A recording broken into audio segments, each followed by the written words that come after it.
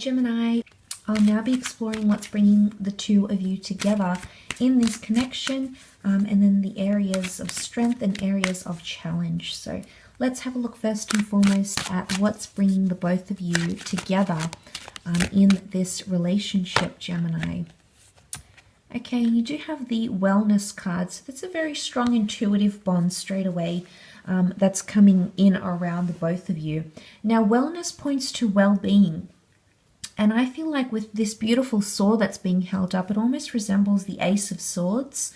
Now, I feel like that's very powerful because you as an air sign are represented by the swords. So straight away, I feel like that's really highlighting a very powerful chapter between the both of you. But it's a chapter of goodness, or it's an opportunity to bring more well-being into your life. Now, I feel like this person is going to bring in a lot of happiness and a lot of harmony, not only to your life, but from you to them as well. So it definitely works vice versa here. And I feel like what's bringing you together is your want, your desire, your yearning for that happiness, for that well-being in relationships. With the connotation of the flowers of the notion of the flowers of creation, the act of meditation, and that sword that's being held up here, almost like a divine, the Ace of Swords is given by the hand of God. So encompassing this connection, I feel like you're actually going to actively attract the relationship you're envisioning, Gemini. So whether you're thinking about this, whether you're envisioning it, whether you're having thoughts about it, these thoughts are going to come true in this connection somehow. So straight away, the numbers 4 and 6. 6 is a highly intuitive and spiritual number, Gemini.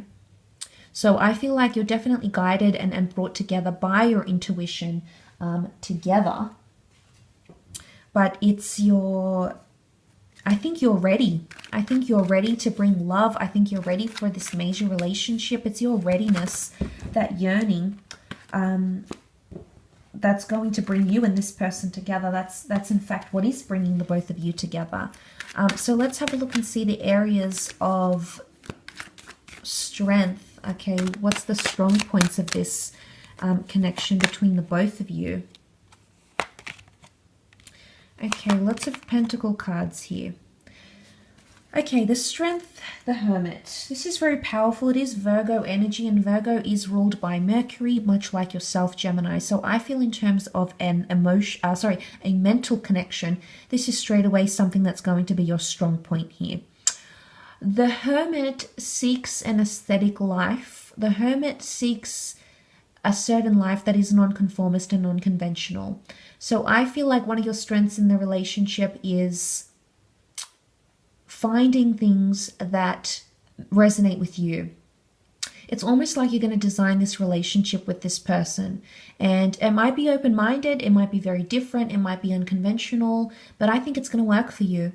So if that's one of your strong points here, not only is this perfectionism, I think the both of you are going to try really hard to perfect things, because that's what the Virgo does. The Virgo wants to perfect everything he's working with, everything he believes in, everything that he says.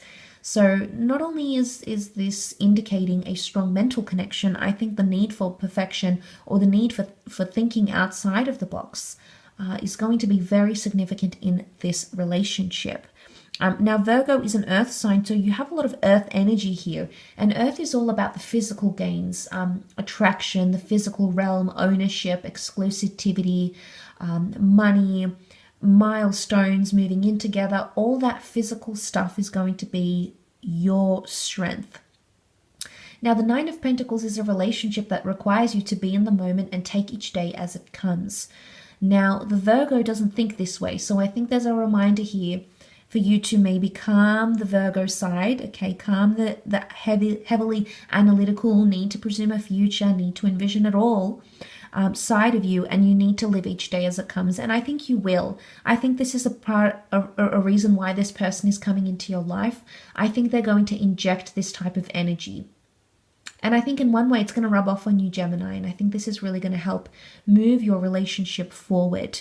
But the Nine of Pentacles is admiration, it is beauty. So I feel like this speaks of very strong attraction, actually, but also enjoyment. You know, whether it is lavish enjoyment, whether it's a hobby, I think there is commonality between the both of you that really is going to be accentuated in this relationship. But the Knight of Pentacles is, in all things serious, this is the last knight of the deck. He presents to the King and Queen of Pentacles, and he has something extremely worthy, you know, to offer. This is very chivalrous. So in terms of your strength of this connection, I feel like there's a lot of consistency between the both of you. Consistency to take things as it comes, consistency to admire and respect each other, perhaps consistency in perfecting your emotions, maybe perfecting your shortcomings, Gemini. And likewise, this person sort of working consistently and being constant with you. I think that's a beautiful symbol here. With that Knight of Pentacles. But let's have a look and see what's coming up in terms of challenges that you may face with this person. Okay, the Devil energy, Ten of Swords, Ace of Cups. Okay, starting off with the Devil, I mean, this is strong energy of temptation or manipulation or needing to control things. The need for control. And in a way, the Virgo can be quite controlling energy too. So I think with the Devil coming up in areas of challenge, I think you may struggle. You